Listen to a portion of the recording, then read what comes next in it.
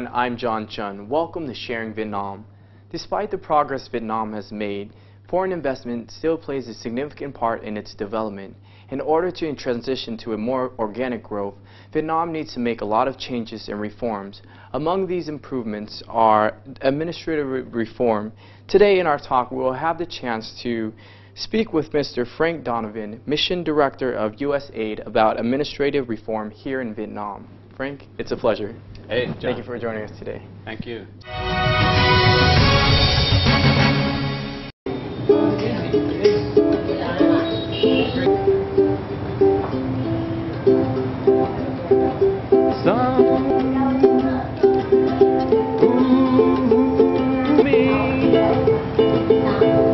I know I can go far.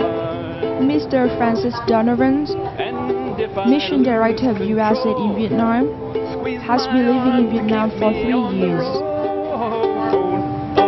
I like my motorbike, it gets me where I want to go. I like my ein Tick zu Maiko ein. All right. Great. Yeah. Okay, sure. This one actually is a song I just recently wrote while here in Hanoi. Oh, great. It's called Ein Tick Se Mai Ko Ein. Okay. So it's a Vietnamese-inspired song. Vietnamese-inspired, and it goes something like this. I like my motorbike, it gets me where I want to go. I like my motorbike, it gets me through wind and rain and snow. Ein Tick Se Mai Ko Ein, no du ein die den noi ein muôn. Ein Tick Se Mai Ko Ein.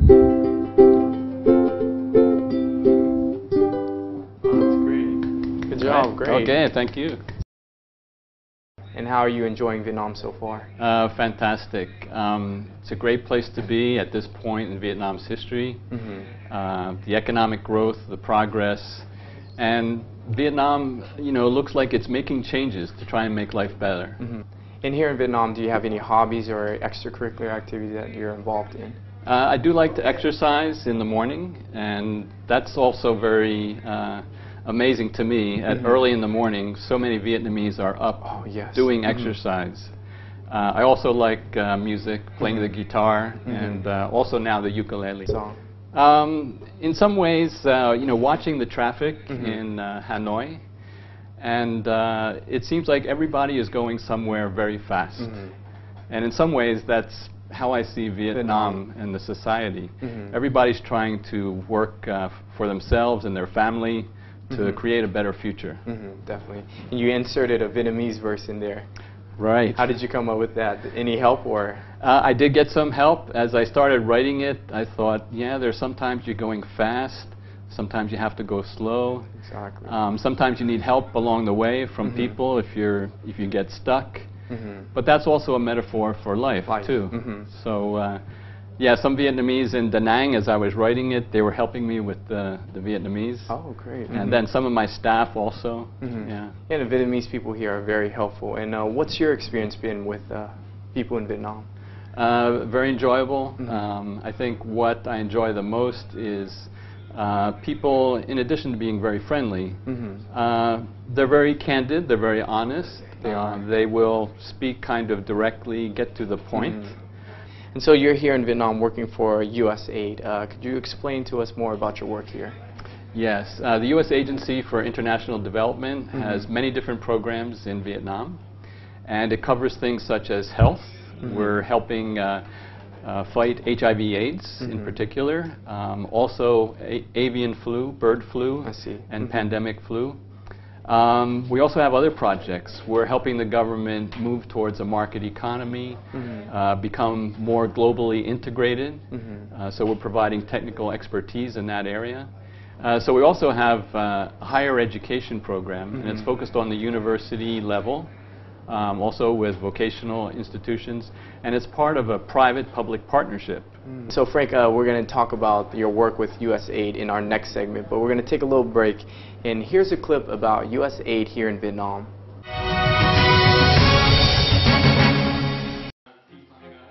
USAID is the United States Agency for International Development.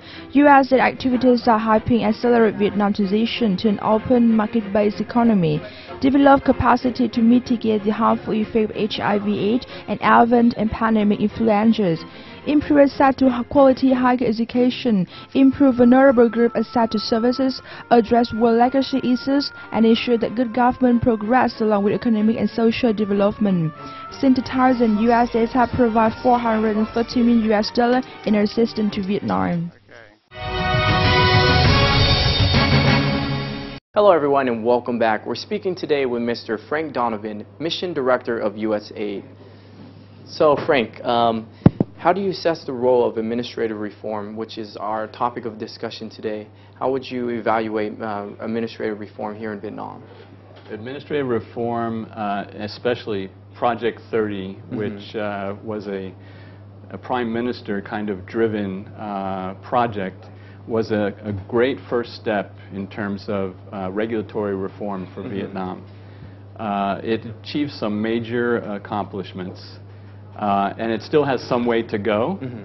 But if you like, I can tell you what I think the major accomplishments were. Sure. Also, and then if you can speak on how it helps improve the business environment and promote foreign investment as well. Right, because the whole idea of administrative procedure reform is to take a look at all these procedures that are out there in Vietnam. How do they affect business today and the private citizen as well? How do they affect the private citizen? And are there some procedures that are out of date? Definitely. Or some procedures that are too cumbersome and cost too much money to comply? So look at them and try to simplify and make it easier for business and the private citizen. So Frank, you mentioned Project 30. It started in 2007 and ran to 2010. How would you assess its success in the past 3 years? Yes, it has made some major accomplishments, and it has also some way to go. But the major accomplishments, number one, for the first time, Project 30 put online all of the administrative procedures in Vietnam, over 5,000. And these were administrative procedures from the top level of government, the central government, down to the provincial level and the communes. Wow. And now, for the first time, any citizen or private sector business could go online and find that procedure. So that was actually the first major accomplishment. But then the second major accomplishment was the government then organized a review of all of these procedures to look at them to determine, are they still needed? Are some of them still needed? Can some of them be simplified so that it's less costly for business or the private citizen? Should some be changed? And so that review process took place. So that was the second major accomplishment. And my next question for you, Frank, is what do you see as the most significant factor in administrative reform, not only in Vietnam, but just in general? Part of the really making it work is involving the private sector. And actually, Project 30 did do that. In the review process, the government invited in the private sector, and these were often representatives from the chambers of commerce, AmCham or EuroCham or VCCI, the Vietnamese Chamber of Commerce Industry. The government asked them, okay, we are reviewing administrative procedures. What do you think? What would your recommendations be? And that was very important because obviously the private sector can say, well, these are very important to us. Here's how we would recommend to change them. You, the government, can still achieve your objective, but it will be less costly on us, and we'll be able to invest more. So involving the private sector is key. And I would say that's the same for the future, to continue to reach out to the private sector, get their input, so that when you do make the change, it does reflect a win-win situation. For everyone. Frank, we're actually going to take another break, and let's take a look at a clip on administrative reforms here in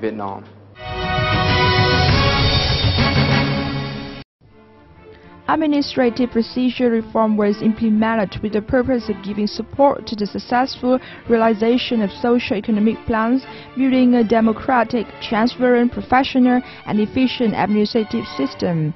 Through simplifying and reducing unnecessary administrative procedures, administrative procedure reform will significantly reduce their burden on individuals as well as enterprise. Hello everyone and welcome back. So Frank, everyone would agree that Project 30 was the right step in the right direction for Vietnam. As we move towards simplifying administrative procedures, what do you think is the next overall strategy? It was a good first step in terms of putting things online, conducting a review, and now it's the implementation part, which is often the hardest. How do you work with the different parts of government, whether it's ministries or provinces, to implement the administrative reform changes? Change can be hard. So implementing these new changes, listening to the private sector, making sure you have some of their input in the change, those are the keys. And then looking towards the future, the solutions you said, one of them you mentioned is including the private sector. What are some of the other things that you would suggest for the Vietnamese government to include into their solution? There's one law that was passed in 2008 that had two important aspects to it. And what it said was that as laws are drafted, there should be an opportunity for the public to provide their input. So this means that laws that are drafted would be posted somewhere, and public would have, the opportunity to go online and make a comment. So that's one thing that I think should continue on into the future. The other is that same law also approved regulatory impact assessments when making new laws. And essentially what that means is that as a problem is out there and the government wants to address it with a law, you look at different options. How can we address that problem? You consider the cost and benefits. How much will it cost for the government to enforce it? How much will it cost for the private sector to actually comply?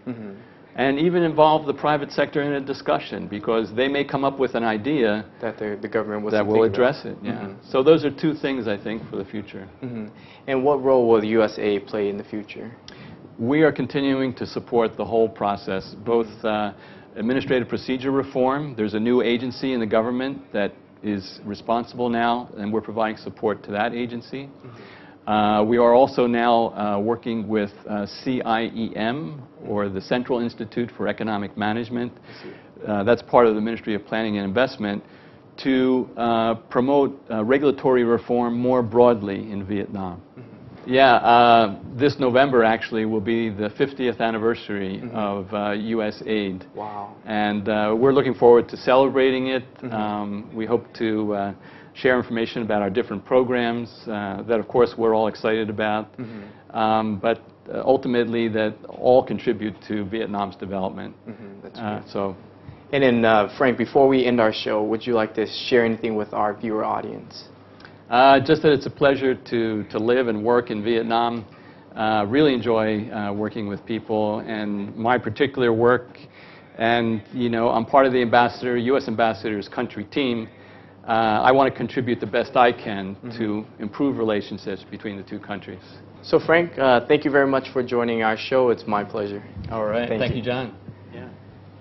And that concludes our show for today. Thank you for watching Sharing Vietnam. From all of us from NetBit, channel VTC10, I'm John Chun. Live for today, and we'll see you tomorrow.